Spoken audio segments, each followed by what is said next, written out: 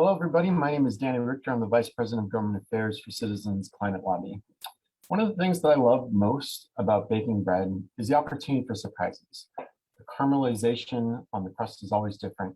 The crust splits in unexpected places, and sometimes you get a gas bubble on the inside that makes buttering your bread a little bit difficult, but nonetheless, it's delightful.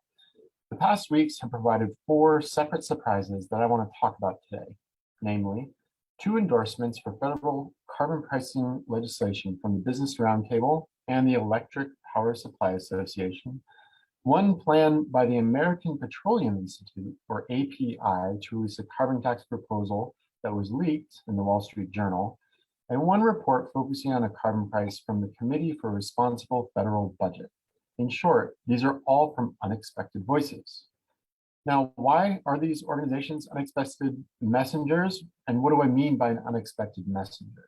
Well, an unexpected messenger is an organization or person that generally has not played in the climate space and that would not be expected by members of Congress to be advocating for anything climate related.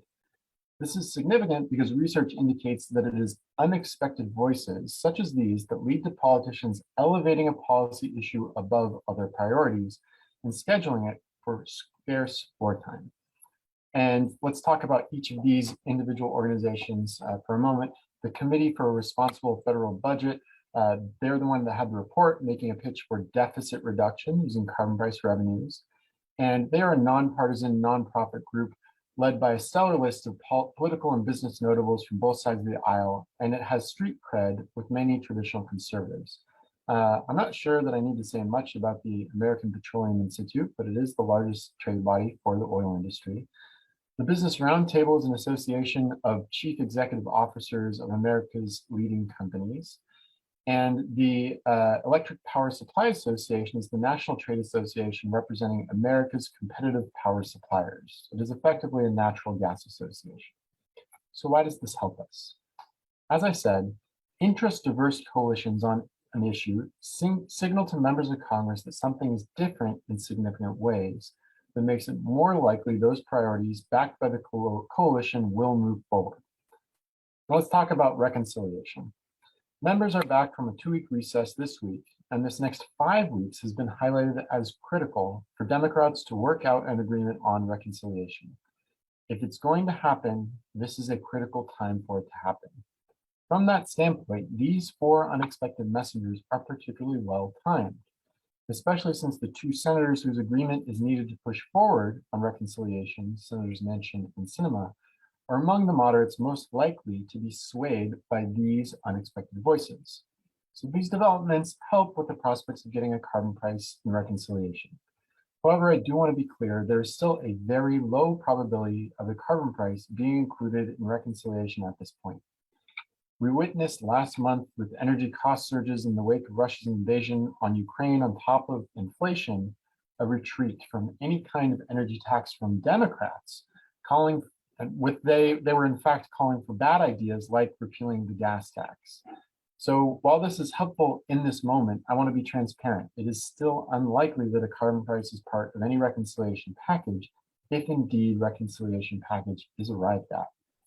I also don't want to mince words. It's a great idea to include a carbon tax in reconciliation. A dividend can take care of any concerns with respect to elevated energy costs from the carbon tax, with virtually all other developed economies and some developing economies, including China, already having a carbon price in place. Including a carbon tax and reconciliation ensures that the United States is on the inside of any climate clubs that may form and legally demand accountability from carbon-intensive imports to within their borders. And the European Union Carbon Border Adjustment Mechanism is Exhibit A. It is on track to start next year with reporting requirements, although no revenues collected, and to begin collecting revenues in either 2025 or 2026.